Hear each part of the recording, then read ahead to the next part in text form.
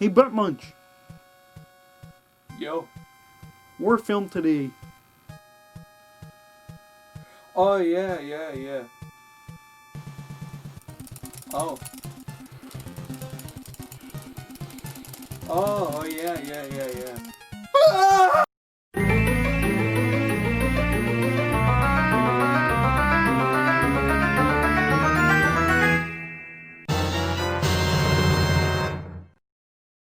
What's going on, everybody? Welcome back to ACR, and for our new viewers, ACR stands for Action Comedy Review. Today I'll be reviewing Hot Shots Part Deux, the sequel to Hot Shots. It's directed by Jim Abrahams, which is the same director as the original. Well, of course. It was released in 1993, and it made about $133.8 million in the box office, and it had a budget of $25 million. It's not surprising because this is a great film series. Part 2 is supposed to be a spoof of Rambo with the very well-known actor Sylvester Stallone. Before we get into the review, I want to mention something. The last video is copyright claimed by Fox, and I put a bunch of updates on the official Skilba Productions Instagram page. So if you don't know about that page, go and follow it. Here's the handle. And if you haven't seen the last video, which is the first movie, please go watch it. Why are you here? Shut up and get this review over with! Cookie? Not me, sir. So our story starts out with a submarine emerging from the water while a bunch of text pops up. You should be seeing it now. A group of soldiers are infiltrating an enemy base where Saddam, the main villain, is smoking a cigar and watching TV. Oh, I remember him. I punched him at a 7-Eleven. While Saddam is relaxing, the soldiers are breaking into the prison camp that's around his territory. Saddam makes himself a sandwich while they're breaking in. After making his sandwich, he heads to bed and he takes off his shirt and there's a bra tan line. While the soldiers are trying to break in, they see a sign that says protected by Brink's Home Security. Oh yeah, I forgot to mention, Saddam has a dog and he has matching beds for them.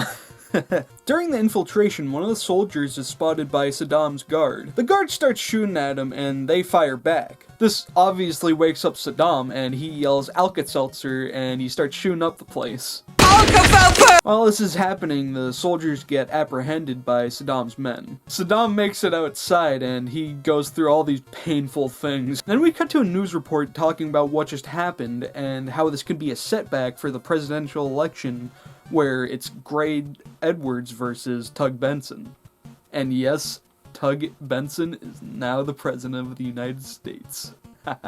He talks a little bit more about politics, and we get a shot of Benson taking off his hat and putting it into a helicopter blade, and it gets all cut up and he puts it back on. Benson is still the best character, and this right here, best movie ever.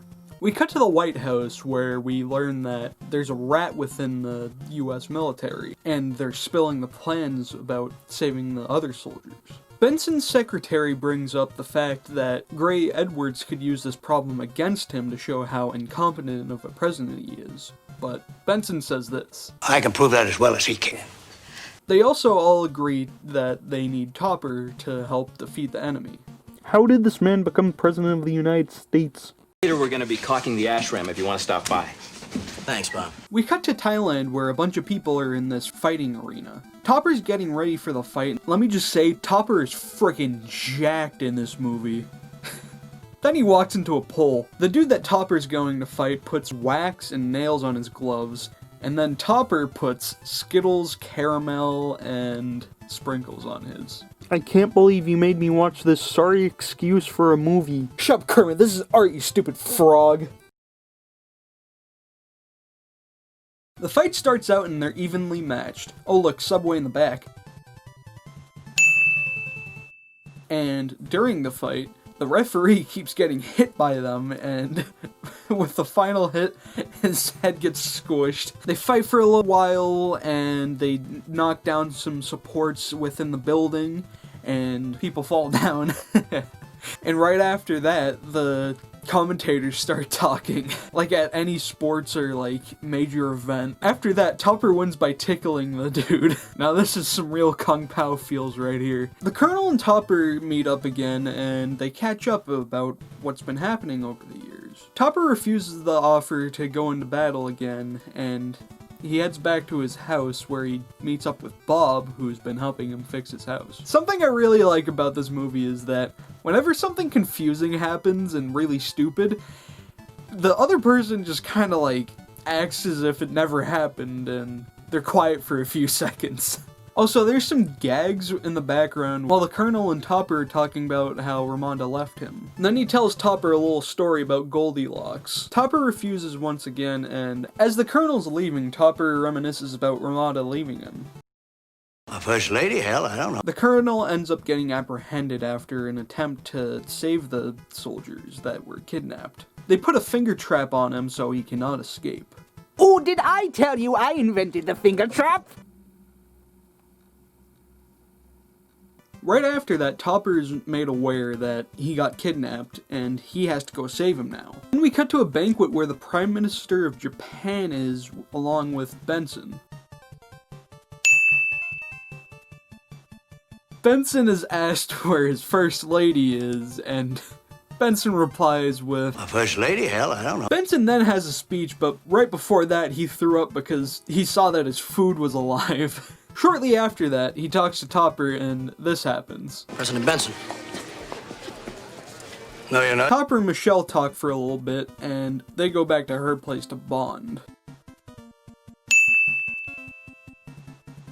You sure you don't want to tell us what you mean by Kermit, we already did this bit. Shut up! While they're bonding in the car, the limousine driver really wants to see what's going on back there. But, I'll keep it at that because I want to keep it PG. Oh, you're no fun? Topper gets a letter from Ramada and he's upset about it. They arrive at the base and they have this little joke where they land an RC helicopter. After that, they meet Commander Harbinger. He tells Topper what he can expect to see there, and he tells him it's not an easy task. But Topper replies with this. I fired a couple guns.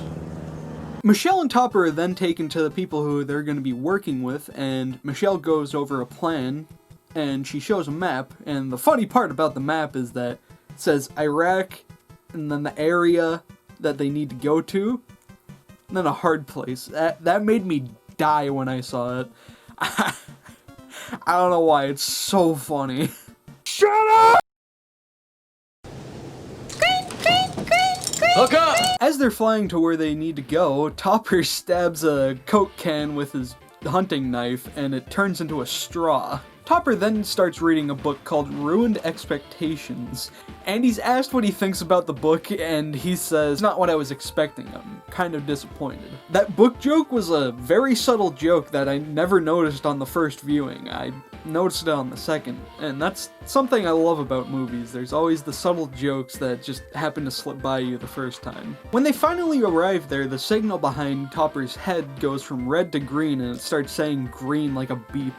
As they're jumping out of the plane to skydive, they're saying Geronimo, Geronimo, Geronimo, and then Geronimo appears and he says, me! Topper gets stuck in a tree when they're going down with the parachutes, and he uses his hunting knife as a chainsaw, and he cuts down one of the branches and falls on two of the men. As they're running through the forest, Topper engages in a fight with an enemy, and the enemy turns out to be Ramada, and apparently she's been the contact for the US side who's been telling them all the information she's gathered from the enemy. They then head to a boat which is disguised as a fishing boat so that they can blend in when getting to the prison camp. Ramada and Topper talk about what's been happening between the two, and she reveals that her husband, who she thought was dead like many years ago, is alive and they need to save him. They also make a joke about this movie being a sequel.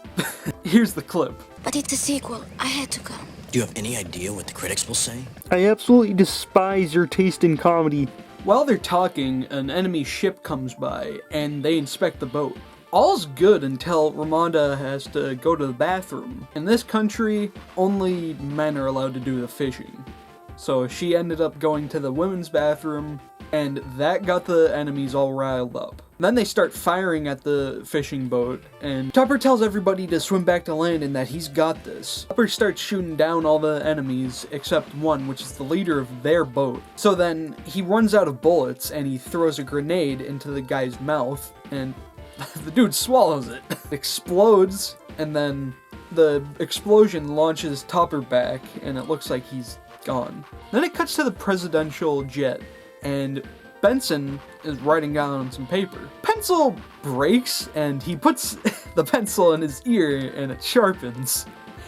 Now that's an improvement. We cut back to the soldiers, and Topper's nowhere to be seen. But then he flies through the sky and lands in the ground like a cartoon character, and it makes a spring noise. Topper then asks Harbinger why he wasn't there during the battle. He then accuses Harbinger for being the rat, and then he says this. Nothing yet. But I want you to know I smell a rat. Like how the rat just kind of like crawled up on his shoulder after that. Topper cuts open the gate for everybody to get in to help defeat the enemy. Start taking down a bunch of enemies with all these wacky and zany weapons, and... Wait a sec, was that a banana? Topper tries to kill one of the enemies with like 20 different arrows, but he misses every single one of them. So he has to use a chicken instead, and it actually works this time. He gets it lodged in the guy's chest and it kills him, then it lays an egg. Then it cuts to Benson on a boat with two of his guards, and they're ready to jump in to save everybody from the prison camp. As soon as they get into the water, Benson starts talking to himself in his head, and he asks himself why he brought helium instead of air. Now that's a hell of a gun. They finally arrive at the prison where the colonel's being held captive. After about, 30 tries to get keys from a sleeping guard, they actually do it, and they hand him the keys to break out. Then as they're breaking out, the colonel grabs a shotgun and shoots a guy, and the guy gets stuck on the wall like Nickelodeon Gak. Right after that, the other soldiers are freed from their cells, and they're told where Dexter is. But Topper needs to know how to get there, so he uses the closest Disneyland map. Then he goes to Harbinger and he tells him, I knew you were the one who sabotaged all the missions, but Harbinger refuses again, and he tells him why he didn't fight. He tells him that he's lost the will to kill people now, and he just can't bring himself to do it. So after a crybaby pep talk, he finally gets the will to do it. Fight goes on more. Topper and this other enemy are in the middle of a shoot-off, and then a bootleg Energizer bunny starts to go by, and then they both start shooting it down. Then a body count starts to happen. Topper's shooting down all the enemies, and then it says the body count is equal to RoboCop, then Total Recall. And then once it reaches like over 300, it says that this is the bloodiest movie ever. I'm about to make the bloodiest YouTube video ever. Sheesh. As they're going to save Dexter, Ramada gets shot. Luckily, she was saved by a necklace that Topper gave her a while ago back in the flashback. And that cuts back to Benson in the water, and he's worrying about how to get past the enemy ship.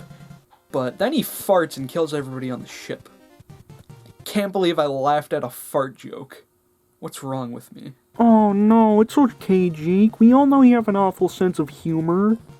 Cuts back to Topper and the other soldiers, and they're killing a bunch more enemies, and then Harbinger kills two of them with their own mortar, and then he says this.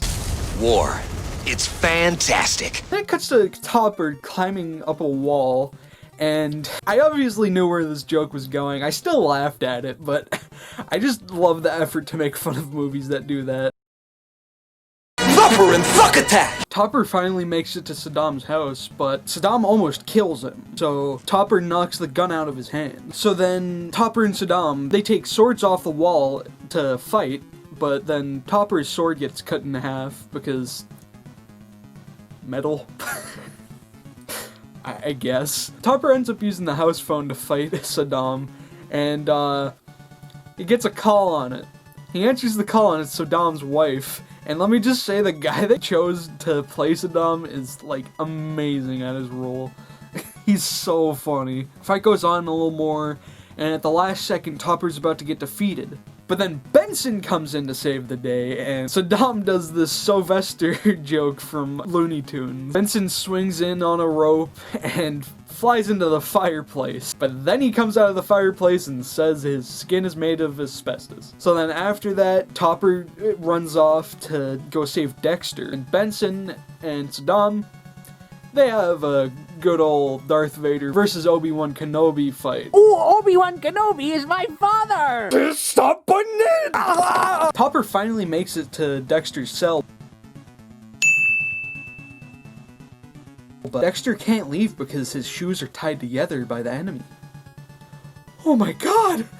Right after that, Benson and Saddam let their shadows fight it out. Right after that, Michelle was revealed to be the rat the whole time, and Ramona was the one to find out.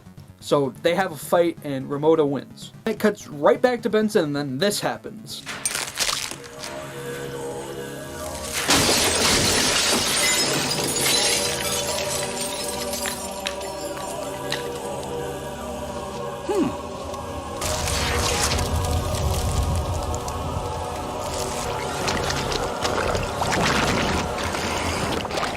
War! As Topper's about to go save Benson, Ramada tells him that she wants to stay with him and that her parents were eaten by her dog.